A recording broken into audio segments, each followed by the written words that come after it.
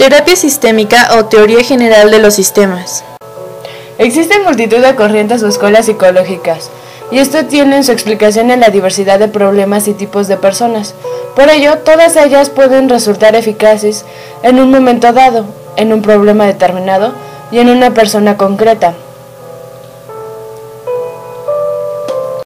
Esta nueva concepción de sistemas se basa en la consideración del pensamiento contextual y la organización sistémica circular, de tal manera que la conducta de un miembro de la familia afecta o está relacionada con el total de miembros de la familia.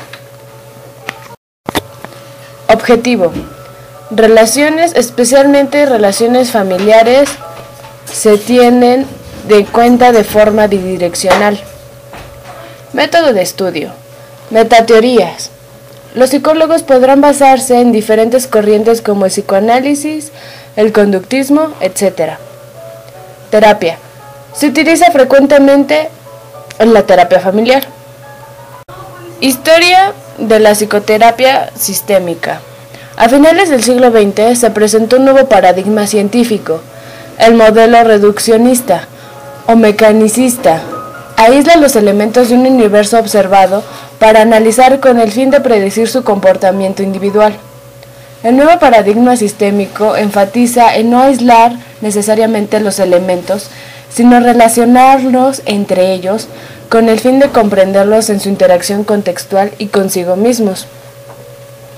Este nuevo paradigma sistémico de la ciencia ofrece una concepción armónica en lugar de la concepción lineal y unidireccional tradicional. En el campo de la salud mental se había pensado hasta ahora solamente en la enfermedad mental en términos lineales, con explicaciones históricas y casuales del padecimiento. Se busca la causa de la enfermedad y después se administra el tratamiento, que usualmente son medicamentos o algún otro medio para alterar o bloquear el proceso físico al que se considera culpable de dicha enfermedad. Paul Watzlawick dice que esto representa un giro fundamental respecto a cómo se habían descrito anteriormente las dificultades en las relaciones personales. La visión circular de los problemas subraya cómo la acción de una persona influencia las acciones de la otra, que por su parte influye también sobre la primera.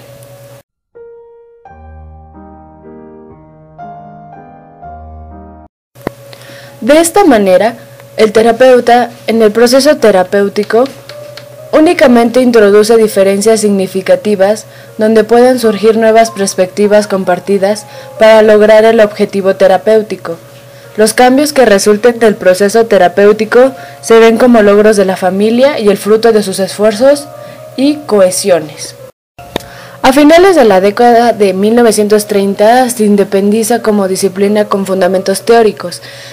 Este movimiento inicia en Alemania entre 1929 y 1939 con Hirschfeld y en Estados Unidos en 1930 con Peponoe. Otro pionero de la terapia familiar fue la doctora Emily Month, quien estableció la práctica de la terapia familiar en Filadelfia y desarrolló el primer programa de evaluación. Personas influyentes en el campo de la teoría sistémica.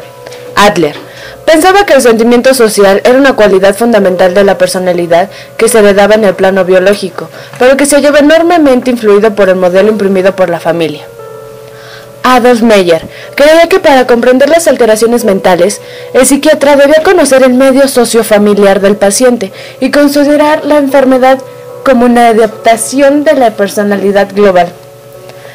Von Neumann y Oscar Mongerstein, quienes en 1944 elaboraron la teoría de los juegos. Eric Berne, fundador del análisis racional. John Bell, uno de los primeros en experimentar la terapia familiar, en 1951 con la familia de un adolescente agresivo. Nathan Ackerman, quien llegó a la terapia familiar a través de la psiquiatría infantil, fundó el Family Institute en Nueva York y la revista Family Process, junto con Don D. Jackson, que será considerada la guía intelectual del movimiento. Christian Middelford fue uno de los primeros en el tratamiento de familias de esquizofrénicos. Theodor Litz Destacó la incapacidad de las familias de esquizofrénicos para desarrollar una estructura inadecuada y favorecer una diferenciación suficiente de roles en el seno de la familia. Lyman C. Wayne, con una preparación excelente para el estudio familiar. Murray Bowen hospitalizó junto con Wayne familias de jóvenes esquizofrénicas. Carl Whitaker, considerado con I Invented Terrible de la terapia familiar, fue uno de los primeros en introducir a miembros colaterales de la familia en sesiones de terapia familiar. Sus contribuciones más notables se refieren al uso de las metáforas, terapia simbólica y experimental, y la utilización técnica de la coterapia. Gregory Bateson, fundador del grupo Palo Alto en 1952, entre los que destacan John Wickeland, Jan Halley, William Free, Dundee Jackson. Los trabajos del grupo Palo Alto son considerables tanto por las investigaciones como las publicaciones y la enseñanza. Ivan Borson-Meji introdujo el punto de vista ético en el abordaje familiar.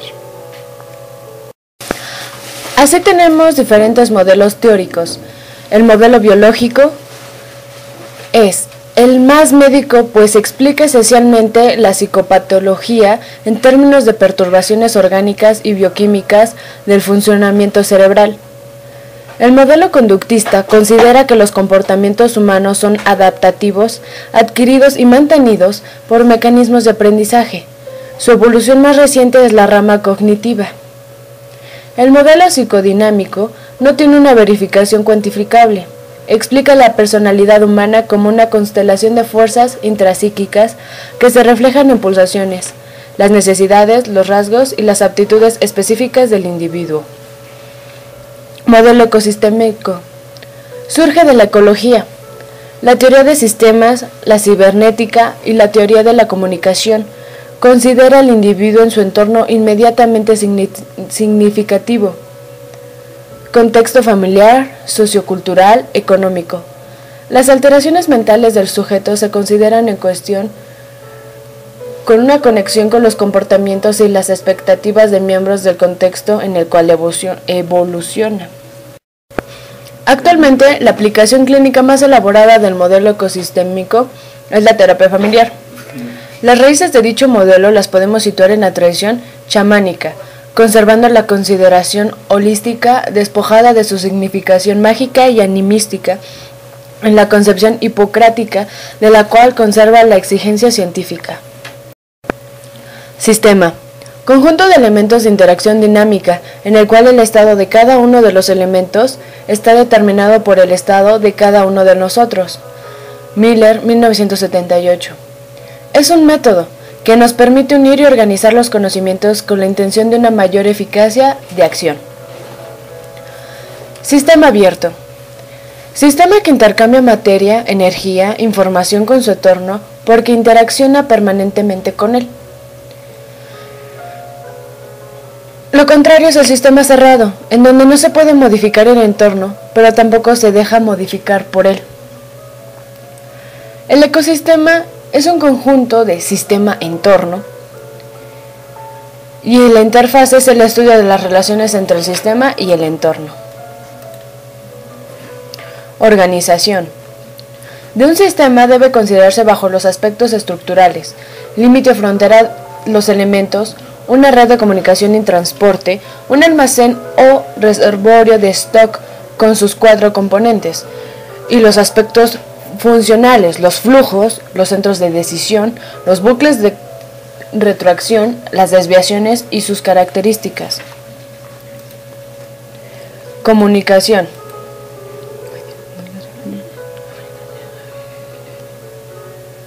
Sistema de comportamiento integrado que tiene por efecto ajustar, calibrar, hacer posibles las relaciones humanas. Ruido, primer grado de distorsión que implica la pérdida de información, fracaso de la comunicación, ocasionado por un tratamiento inadecuado del mensaje. El concepto de feedback determina que cualquier conducta de un miembro de un sistema se transforma en información para los demás. En este sentido, se habla entonces de feedback positivo o negativo, según las acciones favorezcan o tiendan a corregir acciones. La cibernética toma el concepto de homeostasis, según a partir del cual el feedback se tiende al mantenimiento de la organización del sistema.